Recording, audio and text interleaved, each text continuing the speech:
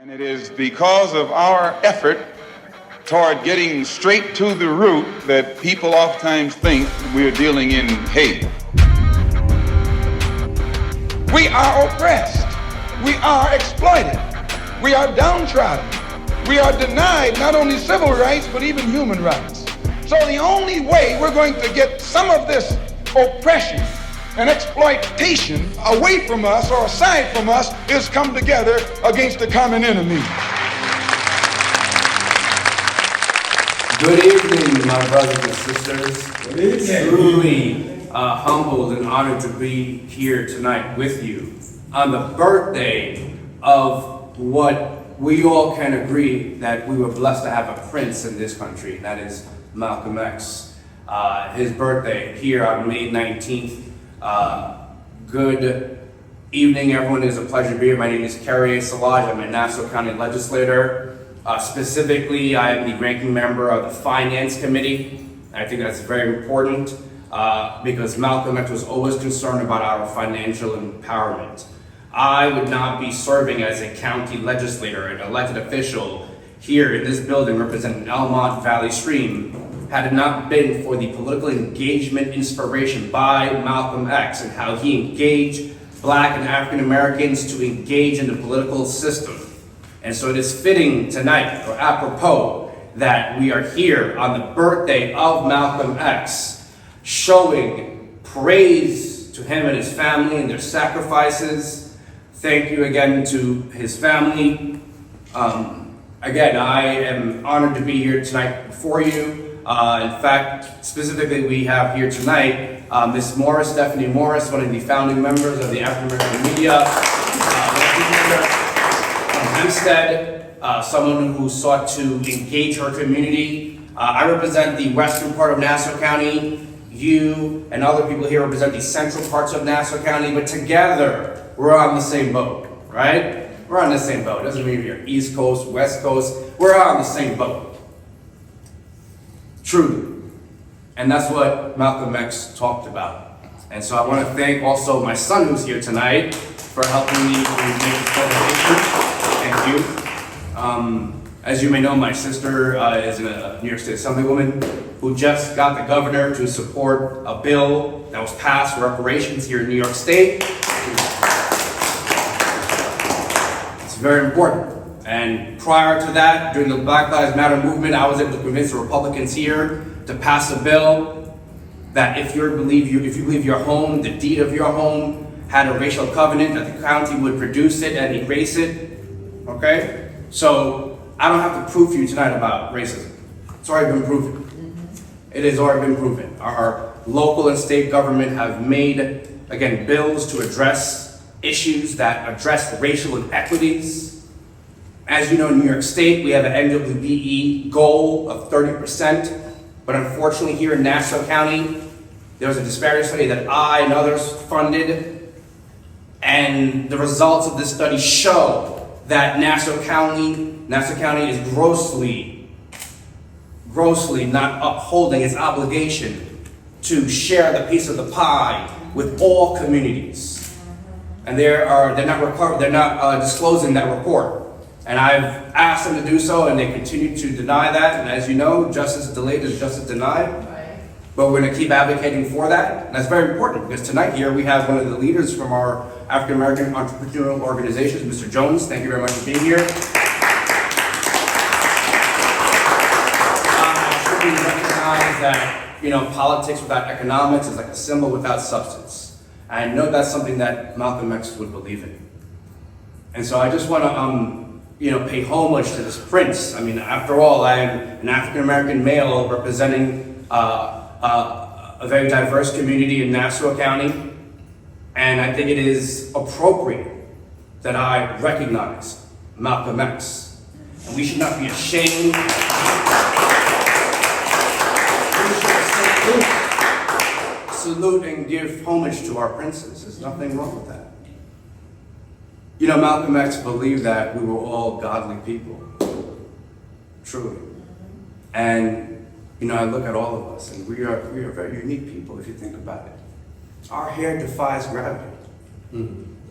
Not one of our haircuts are the same. Right. We have that creativity to say, hey, Barbara, I want that. We're truly beautiful people. Black is beautiful. Yes, Yeah, it is. absolutely. Stephen Biko, a famous South African freedom fighter, talked about that. The most powerful tool of the oppressor is the mind of the oppressed.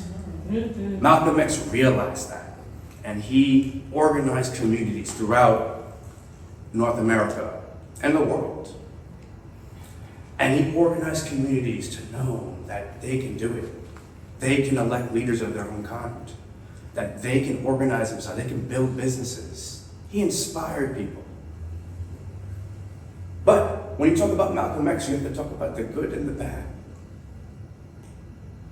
I went to law school in Boston. I knew what Malcolm X did in Boston, how he hustled in Boston. But the beautiful thing that's apropos about Malcolm X is that he evolved. He turned that hate into love. And before he died, he already evolved. So I know he doesn't have to answer to God for that. He evolved. That is the true spirit of positivity, to evolve, to change, to move. Yes, it's important to remain present when a lot of difficult things are happening, but to evolve and change, to be a better man, a better person, and to recognize your wrongs. And that's what Malcolm X did. He evolved. But as we see in American politics right now, things are devolving. American politics, American pop culture. Look at our brothers Kendrick and Drake, showing the world two brothers just destroying each other, making it personal, pressing the nuclear button on each other. I know Malcolm X would have an issue about that. Let us treat that as entertainment. Let us remember what Dr. W.E.P. Du Bois said, that entertainment is supposed to uplift you. Yes, I'm a product of the 90s, and we had the Tupac versus Biggie brawl, and one entire coast wanted to go against it on the whole entire other coast. That was a great conflict. Great. I have to say, that was great entertainment. As a young man, I enjoyed that. So I really can't criticize the new generation. Nevertheless, Malcolm X shows us a spirit of a person evolving. And we must continue to evolve as a people. We must continue to support each other. We must continue to be politically engaged despite us not seeing some of the returns that we want to see on the check that we came to deposit at the American Bank. When the county administration reduces the opportunity for minority business to receive county contracts, that is done intentionally so that you have a gripe with your local government so that you don't vote. They want you not to vote, but Malcolm X wants you to vote. So it's dangerous to hear from celebrities, so-called celebrities like Cardi B, who say, hey, this election coming up, I'm gonna sit this one out. Really? I guess she doesn't understand anything about investing.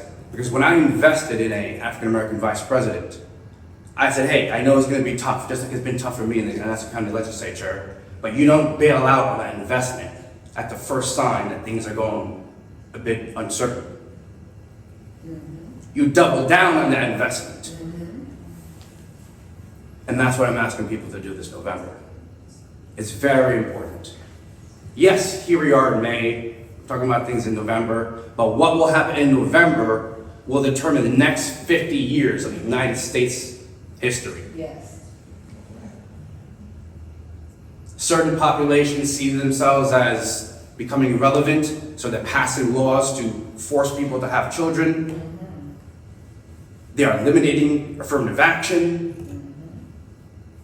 They are packing the court. You have a Supreme Court justice that displays an American flag upside down. Shame on him. Right. Samuel Justice Alito, a fellow attorney.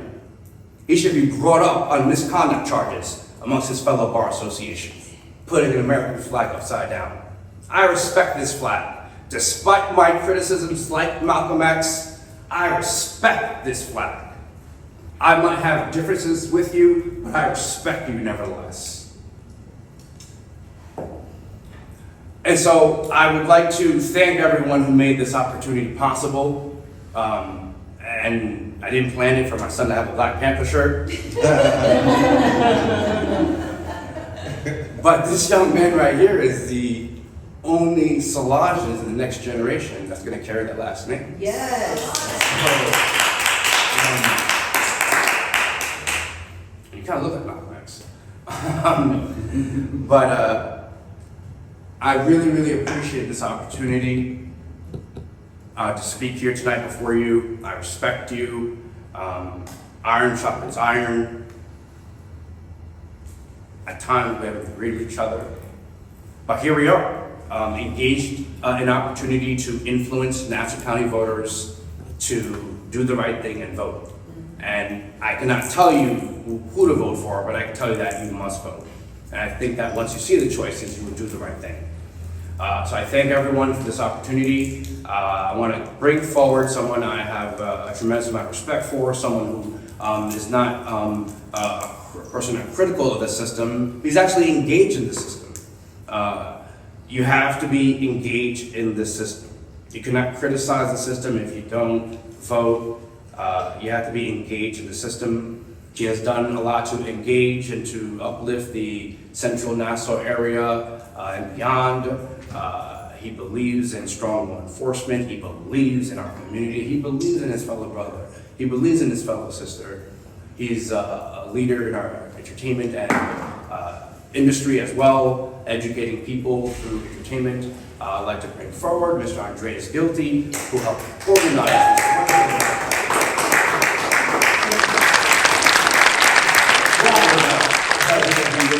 Thank you so much, and thank you for being the embodiment of what all of our predecessors have put forth for us. Thank you. Thank you very much. Wow, guys, that was something else. To actually see something that we all had protest for. Stephanie, is this what we predicted? Is this what we wanted? Yeah. So to see this living, to see a living, supervisor. and that's why you guys who are here and who weren't over there, you're actually seeing, when you see a person like Carrie, you're seeing your ancestors' hopes and dreams and prayers. You know, Al Sharpton said something funny. He said that you guys can't think you are the smartest and the best.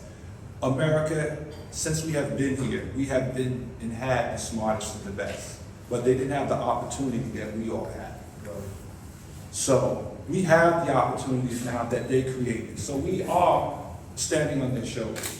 And people who think that you got that degree that everybody out there, everyone, I would say to all of you guys, your degrees belong to us.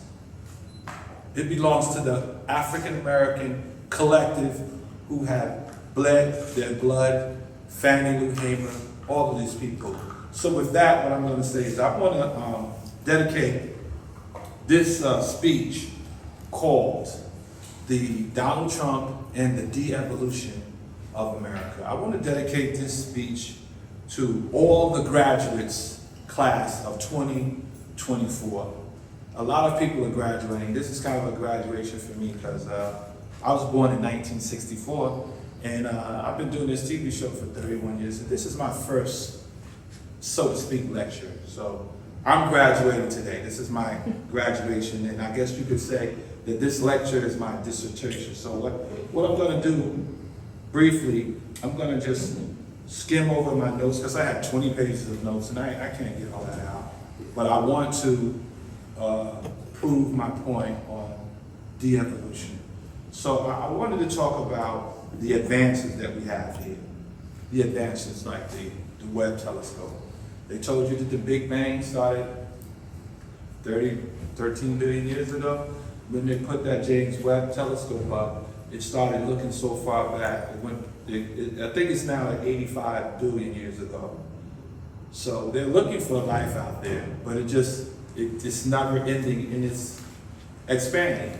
So when we look at all of these images that are coming to us, we're looking back in time because it takes light so long to travel to us.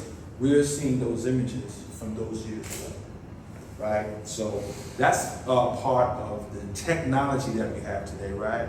We have all of this great technology, AI. Everyone's afraid of AI, artificial intelligence. This is groundbreaking AI. We have all that, right? But then what did we do?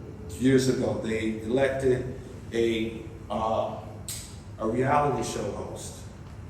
That's what this country did. They elected a reality show host. And we would like to call Donald Trump to characterize his behavior. When he says, make America great again, what he's talking about is colonialism and colonization. So we're going to refer to him as a colonizer, like they did in the Black Panther movie.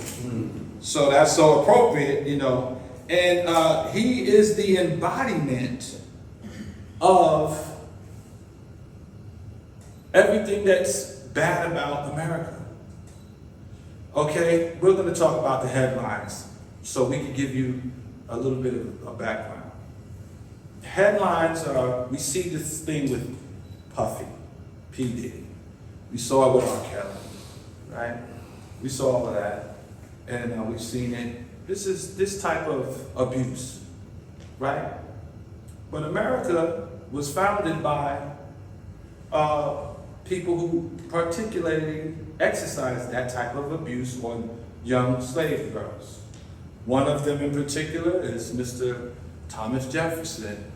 He had a slave girl named Sally Hemings, and he had 6 children with her, and he only had 4 with his wife. But the girl was 13 years old.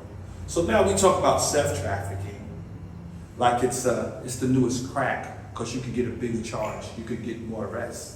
They legalized marijuana, so now we have to find something else.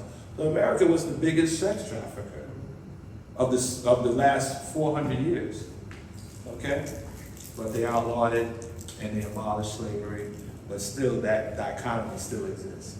So I'm gonna go into some more scientific terms. And the reason why I gave you that is because Mr. Trump, he's accused of these types of disgusting acts. He has a case. He has an actual case of not just the ones with Stormy, but he has cases with underage, with the, what is this guy at the island who killed himself? Epstein. So yes, so he has some allegations out there lingering with underage. So this is a continuation of the de-evolution of America, because Donald Trump, even though he's innocent until proven guilty, he's in that neighborhood. You shouldn't be in that neighborhood, right? If it's a red zone, you shouldn't be in that neighborhood. So that's a level of de-evolution, because if you know someone is, look at what they did. They took Puffy's TV station, took his liquor, got rid of his clothing line, destroyed him. Donald Trump is running for president. Making sneakers. Okay, so we know what he means when he says, make America great again. He's saying, make America barbaric and savage again. Colonization. So, this planet has survived 5 Earth extinction events. We call them ELEs, right? You've seen the movies. Now, we know that to be a fact. The last extinction level event was the one that killed the dinosaurs 65 million years ago. So here we are on this planet. Because I'm going to talk in biological terms. See, when you break down what's happening to us, this is not a social condition. Civilizations all throughout the millennia have had the same issues that we dealt with. I can't come in here and say anything new to you. There's nothing new. But what I am going to do is give you a refresher course. So, I'm a messenger. I've been on TV for all of these years. I'm a messenger. But what do they do in America? They kill the messenger. They killed the messengers. All of them. There's a line of messengers, whether they are saying something that is appropriate or whether they are saying something that's speaking truth to power that is not good for the status quo. So please, don't kill the messenger, okay? Now, in those years, what we have collected on those tapes, those 30 years of tapes, we have a consciousness. When you look throughout the years of those tapes, you see the consciousness of people fighting against barbarism, people fighting for equal justice, people who are trying to get the American dream. But no, that American dream is just not for everybody.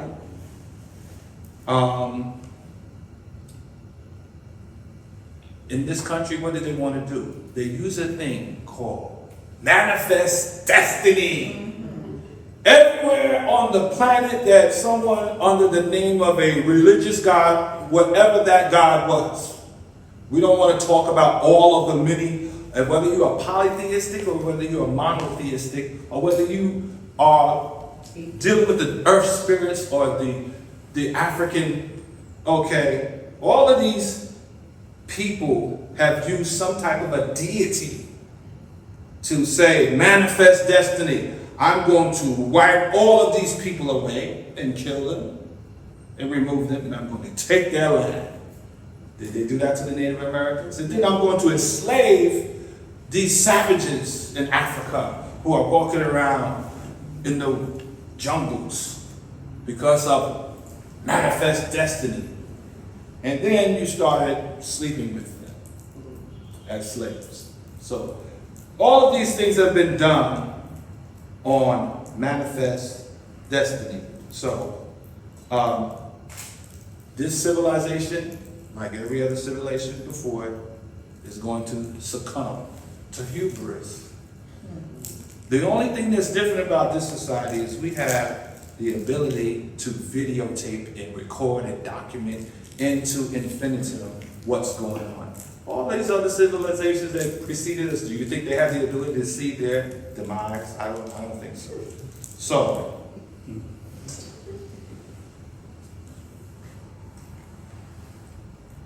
what I want to talk about now is how it goes back to the de-evolution of America.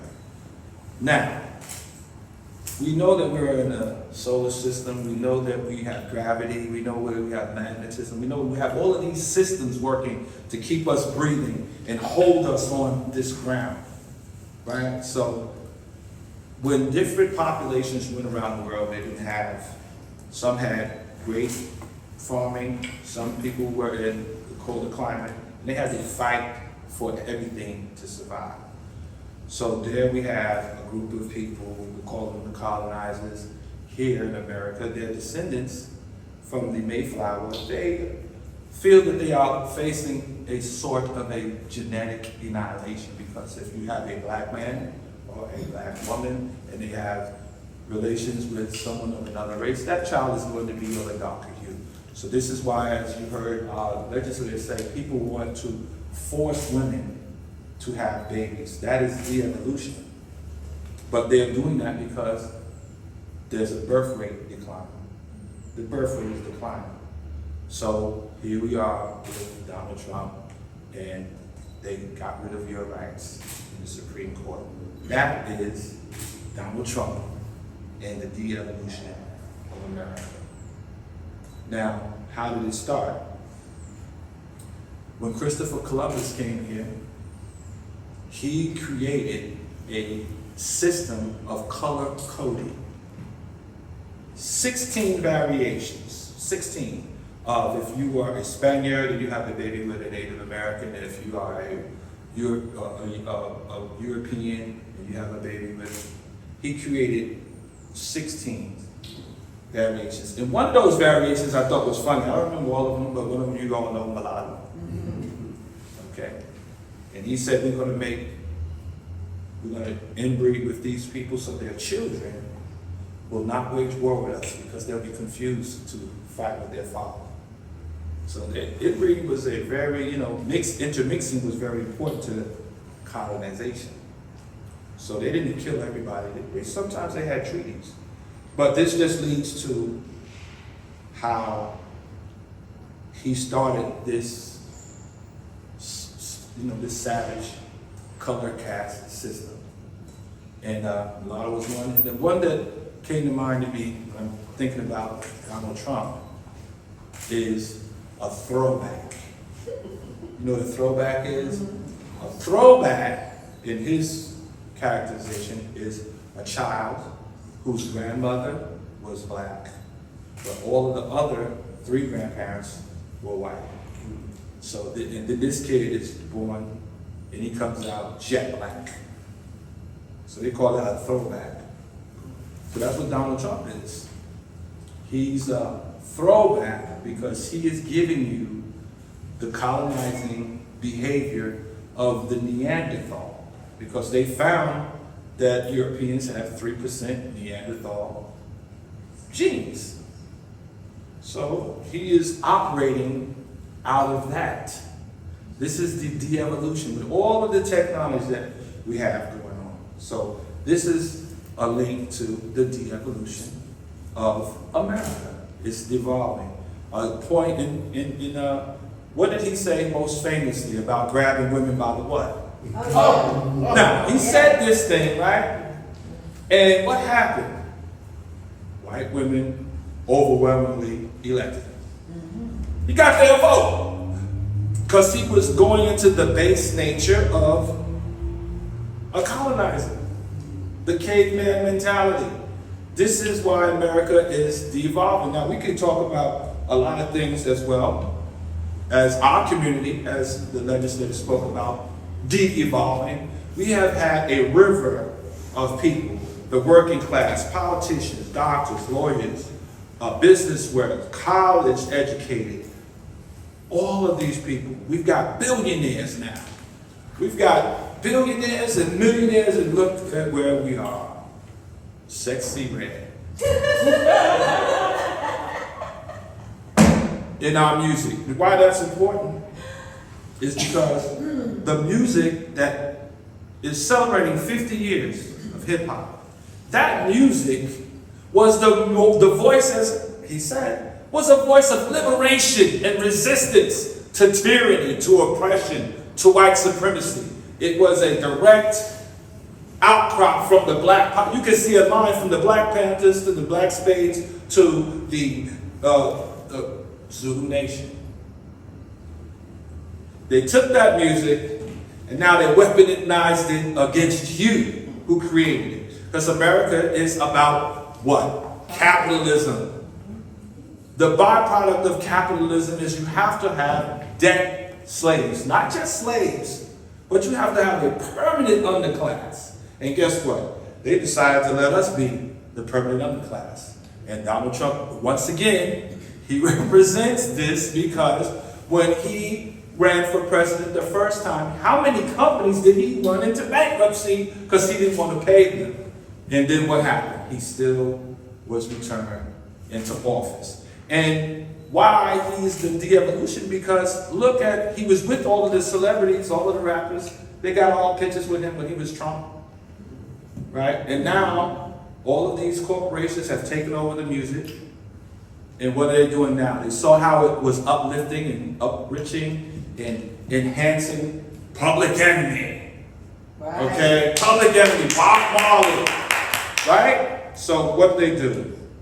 They commercialized our music and they turned it against us.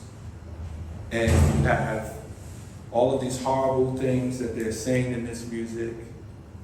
Even Beyonce had a song, Rihanna, B better have my money. So, but you can't say any other slang about any other ethnicity in rap music, but you can call yourself the N-word every day, all day, with those executives. I sat in the office with Leo Cohen. I sat in the office with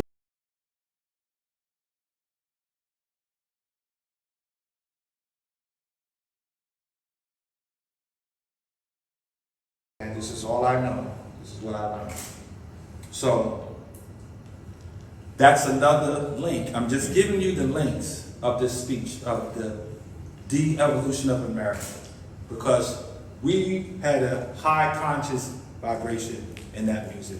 Now it is telling people to kill each other, and it's all right to put that out, but you can't say any other racial slur about any other ethnic group, whether they're Spanish, whether they're Chinese, or whether they're Jewish, or whether they're Italian or Irish. You better not say no slang word about them every day, all day, in that music. So what are they doing with this? They're reinforcing racism, oppression, and white supremacy through our music. So what do we do with this? How do we reverse engineer what we all know is going on? How do we reverse engineer this thing? Because truly the trajectory for this land of America, how have they done this to us? Well, that's why we're here in the Nassau County Legislative Building. They passed laws that are unjust. This is how any culture and any society do what they do. They pass laws. There's a law that you can't go into a store and they have to accept cash. It's against the law if you don't accept money in the store. It's a law. All right? We have to learn how to re-engineer these laws. We have to restructure them. We have to vote for people who are pushing our issues. We have to not be mad and not go out and vote, because they want you to stay home. They want you to be upset about all the things that every last leader has told you. Malcolm X, Martin Luther King, Farrakhan, and we can go on. They all told you what our problem is. So we already know what our problem is. And we know how to solve it. But how do we effectively remove this thing? One of the things that we should be able to do is return to our natural way of life. If you look at America, all the different cultures, they practice all of their customs from their own country. We're the only ones that do not practice our ancient culture of anything from Africa. Do we even know it? Most of us don't even know it. Well, the thing is, there's a thing that everybody has out there, and it's called Google. And it's supposed to be handed down from generation to generation. Google? So, yeah. So what are we handing down to our family? Well, when you remove the natural protector of the family, the black family, the black man, what happens? When you remove the natural leader of the family is at the prey of the oppressor. No nation in the planet Earth has been liberated without the bloodshed of the men and some women in Africa. So, how do we do this? How do we lead our black men back to their rightful place? Because there's a caste system in America, and here we go back to Donald Trump. There's a caste system because with all of the wealth that our black people have, what did he tell LeBron James to do when he was supporting Kaepernick? He told LeBron James to get back to dribbling a basketball.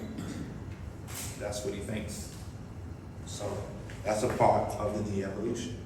So no matter what the constrictions placed on black men by unjust laws in America, the best thing that we can do and understand is that nature always returns. No matter what unjust law the state makes, right? Because in America, The state is the mother, the state wants to be the father, the state wants to tell you how to run your children, and the state wants you to pay them money. And the state will kill you if you don't follow their rules. And how do they do that? With unjust laws. So we have to get people in office that are going to destroy and abolish, abate, dismantle unjust laws that oppress our people. A great idea to show you geography. Here we go. How do they oppress us? Geography. You can't live here because you don't have enough money to live here. All right? But you can live there. And then if you live there, Donald Trump is going to own that apartment building. And he ain't going to let you live there. And as a matter of fact, he might throw you out. De-evolution.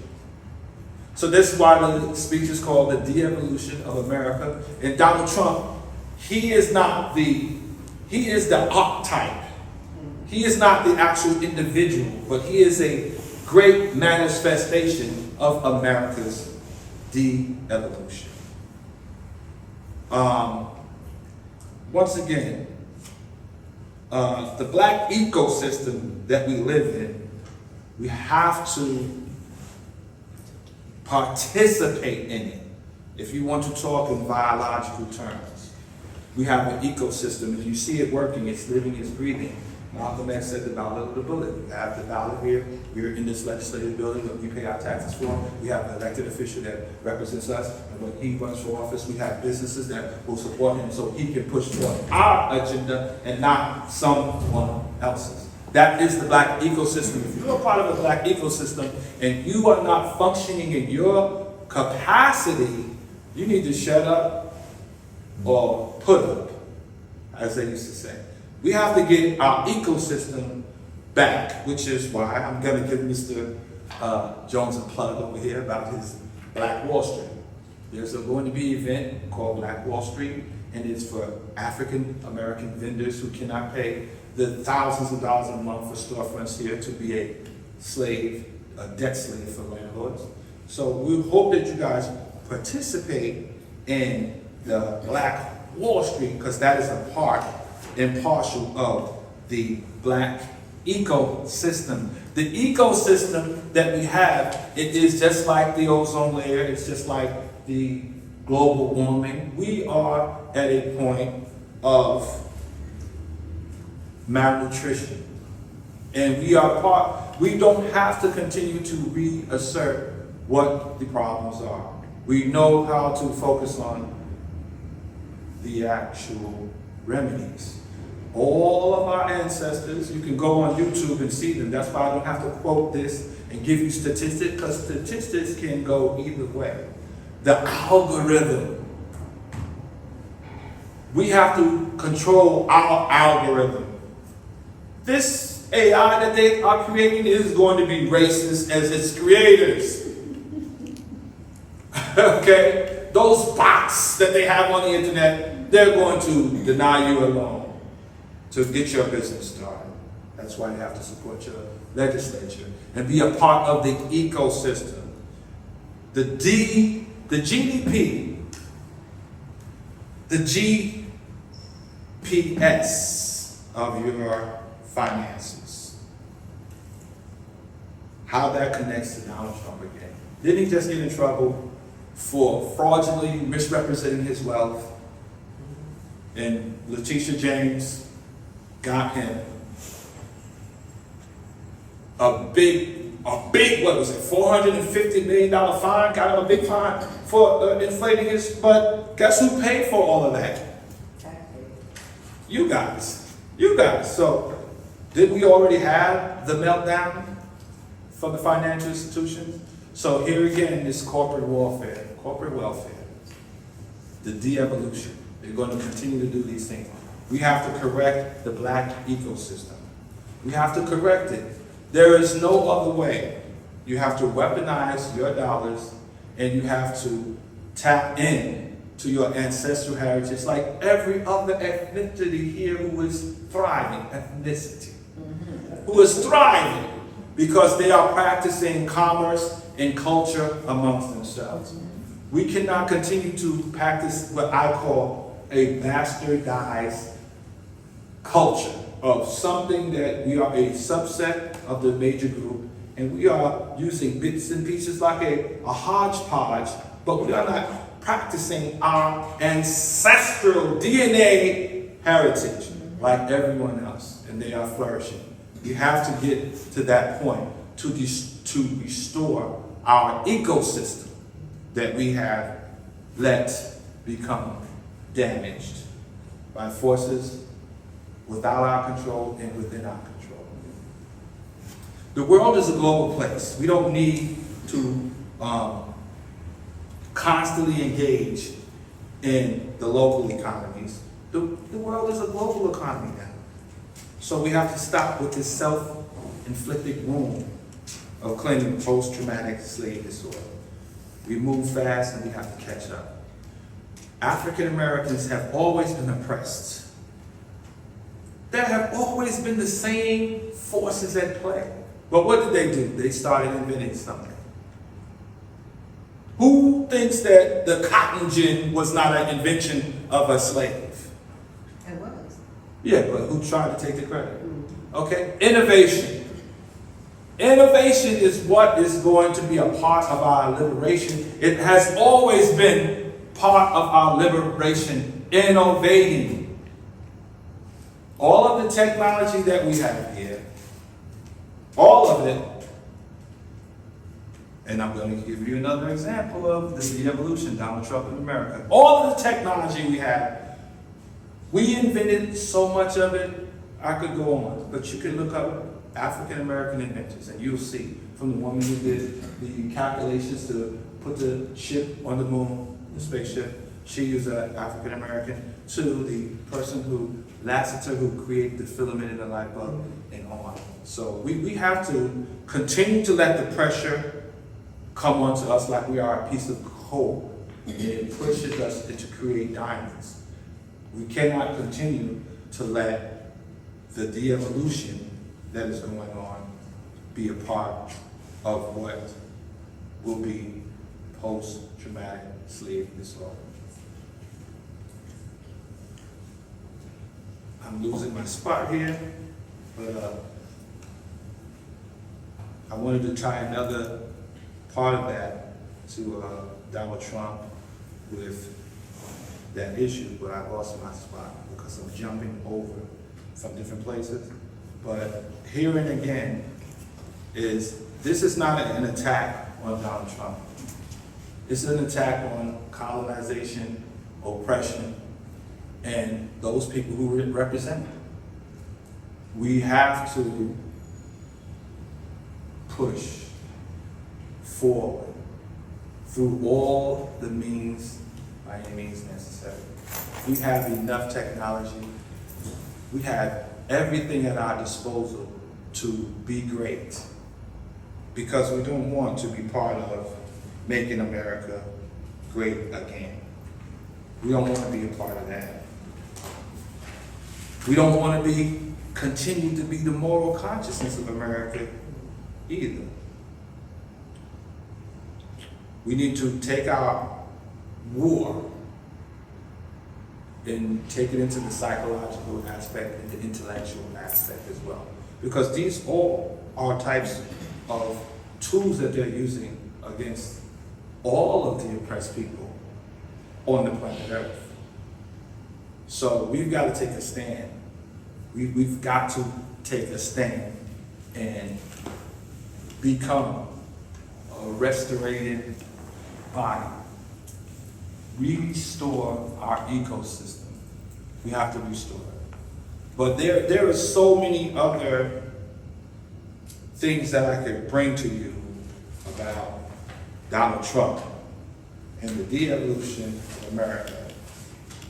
And that's the last page of my speech. There you go. But what more importantly, like I said, this is not, people thought I was going to come here and fire and brimstone. I'm not doing this because the information is there for all of us to liberate ourselves. We just have to have a refresher course, and that's what this speech is about. We have come from a great group of lineage of freedom fighters, from the Black Panthers to the Deacons for Defense, and we can go on. And we don't need to, but we have to take a stand. We cannot continue to think that we are victims. We are the heroes here. And we don't have to be a moral, but we have to stand wherever you are in America, on the planet. Take a stand. Tap into your ancestral DNA. Be a part of the ecosystem where you are. You have been invited to the legislative building on Malcolm X's birthday to hear a speech tying the de-evolution of America to Donald Trump. He is just a picture or a poster boy of this barbaric, savage behavior of these colonizers. And we are not going back there. You know how people get old and they just senile and they just thinking it's not gonna be like that. So, what I would say is, guys, Martin Luther King said, land trust for us, because everybody got land grants. Malcolm X said, economics for us. And Farrakhan said, give us some land. So what I would say in conclusion is, listen, we're not going to make America great again. Okay? That's never going to happen. They used to say the South will never rise again. But what I would say to you is that, look, get up and get out and do something. That's it. Yes, a round of applause.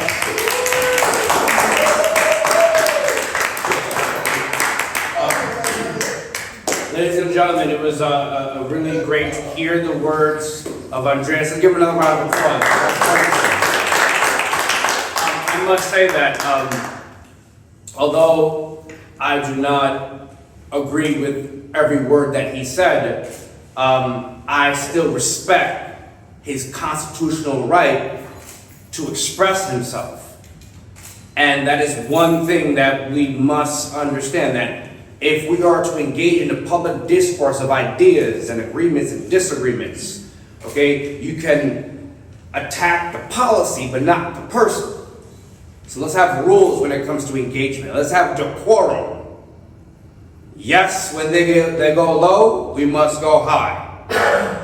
So I respect Andre's constitutional right to engage in the political sector, and I want to thank him for doing this on the birthday of Malcolm X, Malcolm Little, who his mother was from the Caribbean, so it goes to show you that our roots are, again, spread out all across the Western Hemisphere. His mother, in fact, was a product of Marcus Garvey and the teachings of Marcus Garvey, which is another important person that we have to recognize. I want to shout out again the Black Wall Street event on the 23rd, a very important event that we must all support. As a county legislator, I'm concerned about the economics in our community, that if we cannot have a brick and mortar store, then how are we to engage in the economic sector? And so we have to create opportunities, whether it be a pop-up or selling your product in front of a store. We should be allowed to do that to bring about economic benefits to our families. So I support that. We want to make sure that our local government supports that. And I'll be reaching out to our other elected officials to support that event. I'm looking forward to that event. On Juneteenth also, we were able to get several grants to hold Juneteenth events all across Nassau County, and especially in Almont. So I'm looking forward to that as well. Thank you. I must say that Juneteenth is still not a recognized county holiday. It is a recognized state holiday in New York State, but the Blakeman administration has failed to reach an agreement. They failed to think that it was important enough to our communities to recognize this important event when it comes to the African American experience. This event that we hold important to ourselves, Juneteenth, because we know that until the last one of us gets freedom, then we don't have freedom. So when that general marched into that town in Texas to let them know that you had gained your freedom, we all understood that it wasn't freedom until we all gained it. And so understand that that is not a recognized county holiday in Nassau County. Again, part of the MAGA playbook that we see all across this country to suppress our communities from voting, which is very important. Which is why it's very important for us to vote. Thank you very much, everyone, for this opportunity. I must run, but thank you very much. Have a good evening. Thank you. Woo!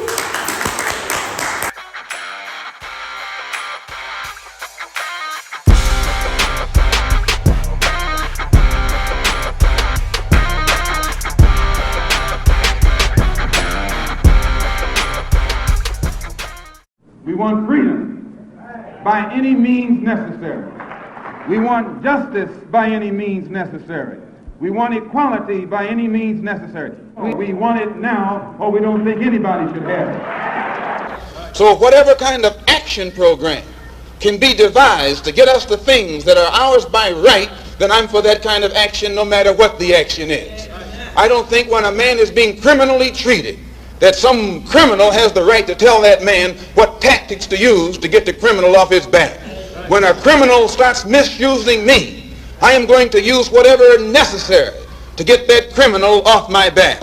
And the injustice that has been inflicted upon Negroes in this country by Uncle Sam is criminal. Don't blame a cracker in Georgia for your injustices. The government is responsible for the injustices. The government can bring these injustices to halt. And what you and I have to let the man know is we are peaceful people. We are loving people. We love everybody who loves us. But we don't love anybody who doesn't love us.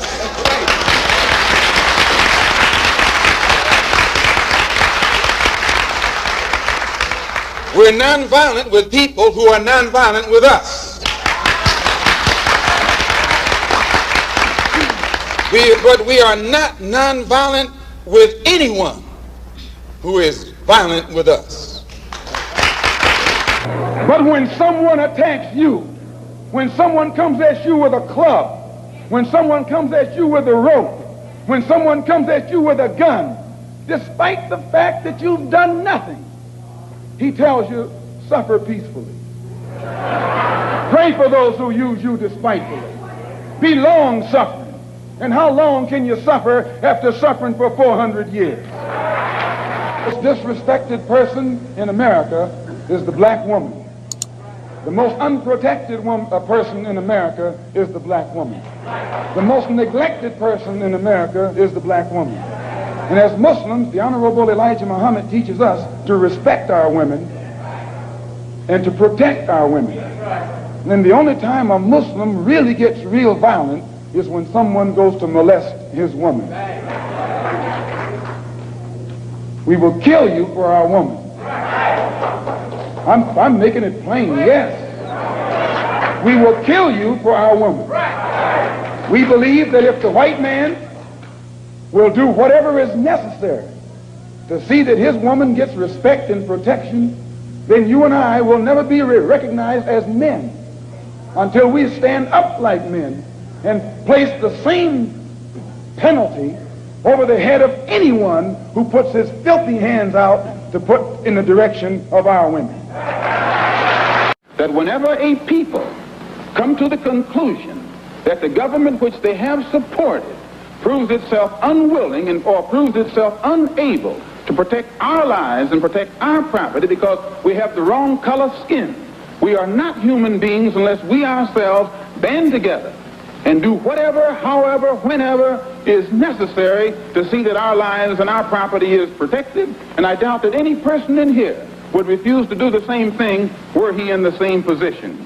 I'm speaking as a black man from America, which is a racist society. No matter how much you hear it talk about democracy, it's as racist as South Africa or as racist as Portugal or as racist as any other racialist society on this earth. The only difference between it and South Africa preaches separation and practices separation. America preaches integration and practices segregation. This is the only difference. They don't practice what they preach. Whereas South Africa preaches and practices the same thing. I have more respect for a man who lets me know where he stands, even if he's wrong, than the one who comes up like an angel and is nothing but a devil. And the only way we can bring about a change is to talk the kind of language, speak the language that they understand. The racialist never understands a peaceful language. The racialist never understands the nonviolent language. The racialist, he's spoken his language to us for 400 years. We have been the victim of his brutality.